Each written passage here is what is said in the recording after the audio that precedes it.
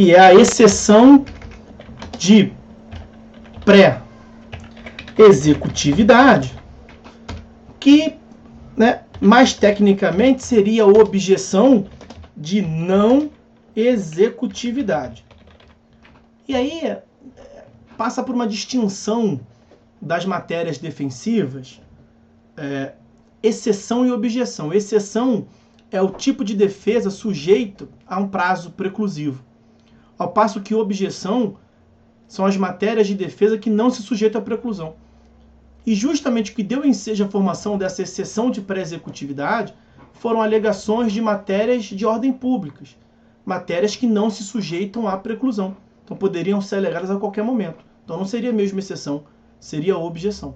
E você não estaria discutindo algo prévio à execução, de pré-executividade. Você estaria alegando, na verdade, naquela sua objeção, naquela questão de ordem pública, uma nulidade. Você estaria alegando que não era a hipótese de execução.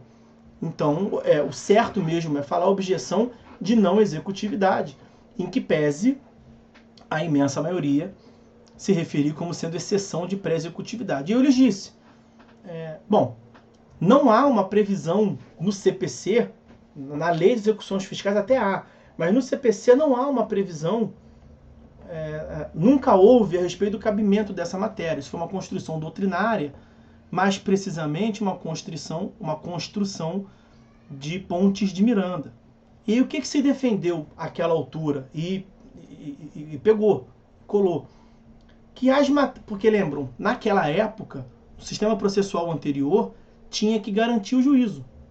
Então a parte só poderia defender se ela depositasse, se ela tivesse uma caução, se ela apresentasse algum bem para penhora.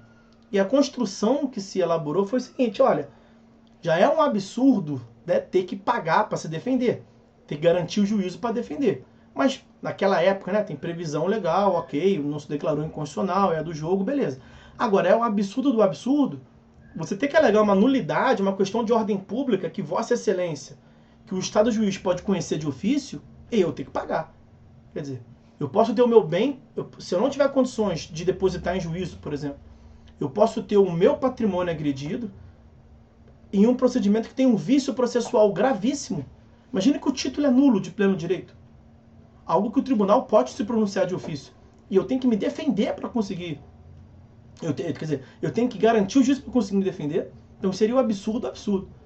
Exigir uma prévia garantia do juízo em questões de ordem pública, que são justamente aquelas que ensejam objeção, podem ser conhecidas de ofício a qualquer momento, são matérias de ordem pública que podem ser alegadas a qualquer momento, conhecidas de ofício, seria um contrassenso. E a jurisprudência embarcou, falou, então beleza. Então nesse tipo de questões, que são vícios insanáveis, matérias de ordem pública, que não demandem instrução probatória, para olhar e beleza, a parte não precisaria garantir o juízo. Isso tinha muita importância, portanto, no sistema processual antigo, que a parte tinha que garantir o juízo.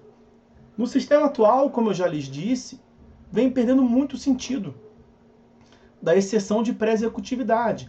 Dá para lhes dizer que no CPC não faz mesmo sentido falar em exceção de pré-executividade, por duas razões. Primeira razão, não há exigência de garantia do juízo. Então a parte pode alegar esses vícios insanáveis sem ter que desembolsar nada. Nós vimos que caiu a exigência de garantia do juízo. A garantia do juízo passou a ser uma exigência para conseguirmos o efeito suspensivo da execução e não para se defender. Então isso já fragilizou muito a subsistência da exceção de pré-executividade. E mais, em várias passagens, o Código de 2015 ele trouxe a possibilidade da parte alegar questões de ordem pública, vícios insanáveis na execução a qualquer momento. Então a própria lei passou a prever a possibilidade de alegação a qualquer momento, em 15 dias da ciência, em diversas passagens. Eu posso lhes trazer aqui, e pelo avançar da hora não vou pegar o dispositivo, senão a gente já vai passar do limite, já estamos chegando lá no limite. Vejam o que consta do artigo 518. Vejam os senhores o que consta do artigo 803 do CPC. Vejam os senhores o que consta do artigo 917, parágrafo 1º do CPC.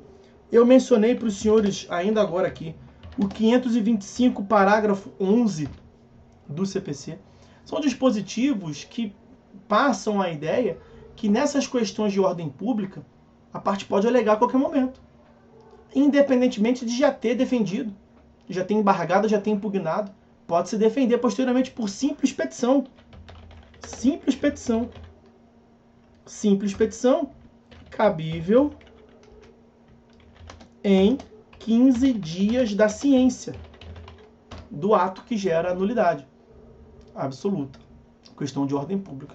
Então, esse é um ponto comum que tem essas previsões todas, e isso fragiliza bastante a manutenção de uma defesa de necessidade, de exceção de pré-executividade no processo civil padrão. Agora, atenção, não morreu de vez.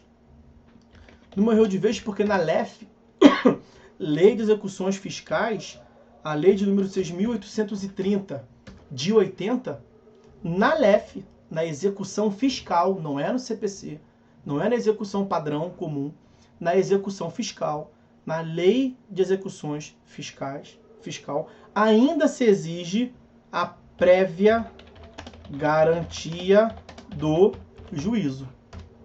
Então, na execução fiscal, para o contribuinte se defender, olha que absurdo, ele tem que depositar em juízo, ele tem que garantir o juízo, é uma condição de exercício de defesa lá ainda. Algo que vem sendo muito criticado, porque tem decisão do STF dizendo que não pode ser condicionado o contraditório, o direito de defesa, a prévia garantia, mas nas execuções fiscais é o que prevalece ainda pela superioridade do interesse público, a natureza, o privilégio do crédito tributário, esse tipo de coisa toda, para beneficiar a fazenda pública. Então, se lá, na execução fiscal, se exige prévia garantia do juízo, ali sim faz sentido falar em exceção de pré-executividade. Muito provavelmente, na prática, os senhores ouvirão falar em exceção de pré-executividade na lei de execuções fiscais, quer dizer, na execução fiscal que aplica a lei de execução fiscal. Tanto é assim, para encerrar, que a súmula 393 do STJ, o enunciado de súmula vinculante, não, me perdoe, o enunciado da súmula de jurisprudência predominante do STJ, prevê no enunciado de número 393 a admissibilidade da exceção de pré-executividade na execução fiscal. Né? Ela é muito comum a utilização realmente na execução fiscal, e vai dizer a súmula para conhecer matérias de ofícios que não demandem dilação probatória, como eu lhes dizia aqui. No limite, senhores, no limite, 10h30, vamos parar por aqui.